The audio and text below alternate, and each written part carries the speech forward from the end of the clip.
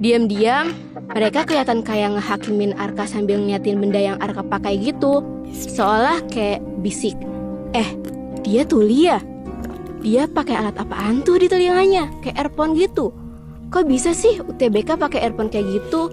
Jangan-jangan dia nih penjoki yang lagi rame tuh.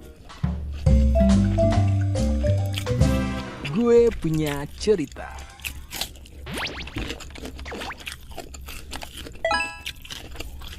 Peringatan, animasi ini dibuat dengan tujuan sharing pengalaman pribadi sang pengirim cerita. Dimohon untuk menghargai cerita tanpa menyudutkan beberapa pihak. Selamat menonton.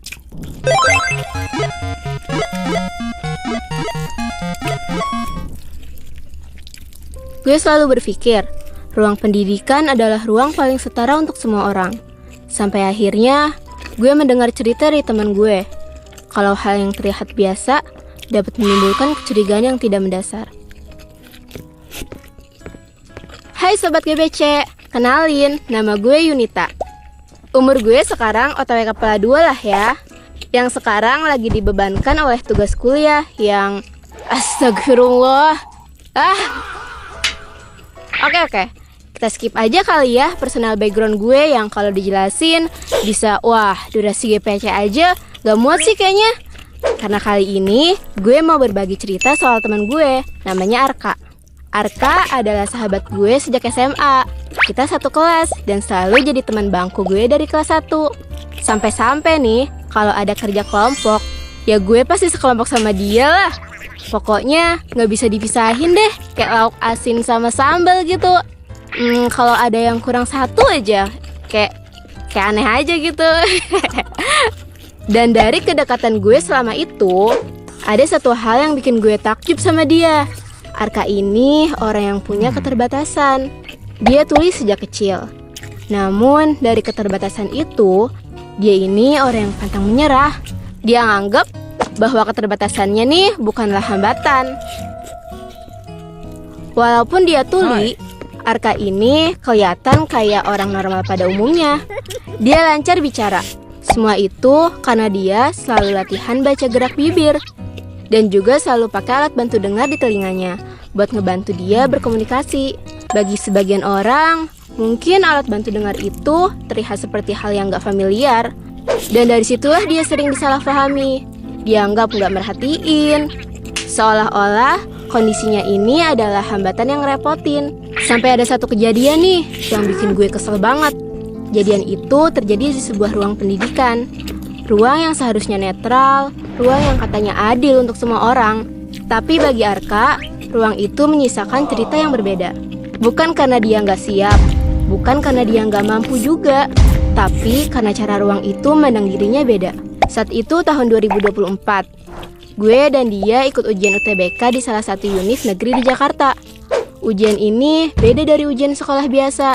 Ujian itu kayak mimpi besar yang udah lama pengen kita perjuangkan. Rasanya kayak berada di fase tantangan terbesar dalam hidup, melawan ratusan ribu calon mahasiswa lain untuk masuk ke kampus impian. Sekitar 2 jam sebelum ujian dimulai, gue gak sengaja ketemu sama dia.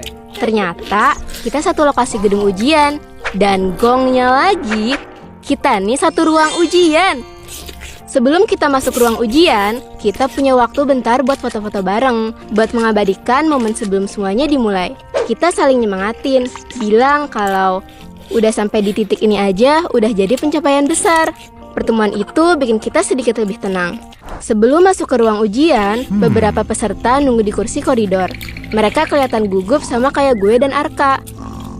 Tapi gue lihat salah seorang peserta ngeliatin kita berdua dari kejauhan. Bukan ngeliatin gue yang aduhai cantik ini. Tapi dia tuh ngeliatin orang di samping gue, Arka.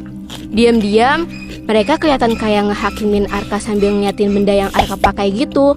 Seolah kayak bisik. Dia tuli ya? Dia pakai alat apaan tuh di telinganya? Kayak earphone gitu. Kok bisa sih UTBK pakai earphone kayak gitu? Jangan-jangan dia nih penjoki yang lagi rame tuh. Mereka nganggap kalau alat yang dipakai adalah alat komunikasi jarak jauh. Gue sih lihat Arka santuy-santuy aja ya. Atau mungkin dia nih gak sadar ada orang yang ngehakimin dia. Sampai pada akhirnya, pengawas ujian manggil kita satu persatu buat masuk ruang ujian. Begitu masuk ke dalam ruang ujian, suasananya terasa beda, lebih sunyi, dan lebih tegang. Beberapa orang masih mandang Arka berbeda karena alat bantu dengar di telinganya. Ada yang bisik-bisik dan mandang dia seolah dia ngelakuin sesuatu yang mencurigakan. Sepanjang hari itu, gue sadar. Perasaannya benar-benar kacau dan gak nyaman. Dia kelihatan kayak orang yang kehilangan arah. Dan itulah yang ngebuat suasana ujian terasa semakin berat buat dijalani. Sebelum ujian dimulai, Arka udah lebih dulu mengkonfirmasi dirinya ke pengawas. Dia ngejelasin ke pihak pengawas kalau dia itu tuli. Dan alat di telinganya ini adalah alat medis untuk nangkep suara, termasuk saat ikut ujian. Dia juga ngejelasin kalau dia ngelepas alatnya secara tiba-tiba, dia nih bakal kehilangan konsentrasi dan gak bisa ngikutin arahan ujian dengan baik. Tapi sebelum ujian dimulai, alat bantu dengar itu tetap ditanyain lagi. Mereka bilang kalau selama ujian berlangsung, segala bentuk perangkat yang berpotensi menjadi media komunikasi tidak diperbolehkan digunakan. Alat bantu dengar yang Arka pakai dianggap punya kemungkinan itu. Padahal dia udah ngejelasin kalau dia tuli. Dan alat bantu dengar itu adalah kebutuhan dasar, bukan alat untuk berbuat curang. Dia tetap nggak dibolehin pakai alat bantu dengar selama ujian. Bebel banget lagi tuh pengawas yang maha benar. Kalau nih komputer depan gue punya bapak gue, udah gue timpuk tuh palanya. Tanpa ada penyesuaian atau pertimbangan ke kondisinya, keputusan itu justru ngebuat Arka ngerasa nggak dipercaya. Di momen itu, dia bukan lagi dipandang sebagai peserta ujian, tapi sebagai potensi pelanggaran. Arka bilang ke gue, selama ujian berlangsung tanpa alat bantu dengar itu, dia ngerasa kayak ada di ruang yang terpisah. Dia coba fokus baca soal, dan juga mahamin setiap kalimat seperti biasa. Tapi pikirannya nggak bisa tenang. Semua peserta sibuk dengan komputernya masing-masing, kepala tegap, mouse bergerak, dan beberapa terlihat berpikir keras. Namun buat dia, semua itu bergerak tanpa ada suara sedikit pun. Sesekali juga ada bunyi melengking di telinganya. Arka duduk di ruangan yang penuh dengan orang, tapi kayak ada di ruang kosong. Dan di momen itu, dia ngerasa benar-benar terasingkan. Ketika ujiannya selesai, dia kelihatan sangat kecewa. Pas dia keluar dari ruangan itu dan balik pakai alat bantu dengarnya, dia langsung ngerasa jauh lebih aman. Gua rasa selama ujian berlangsung, kondisinya benar-benar gak stabil. Dia benar-benar udah nyiapin diri dengan sungguh-sungguh, tapi pada akhirnya dia gak lolos. Bagi gue, kekeliruan itu bukan sekedar soal aturan.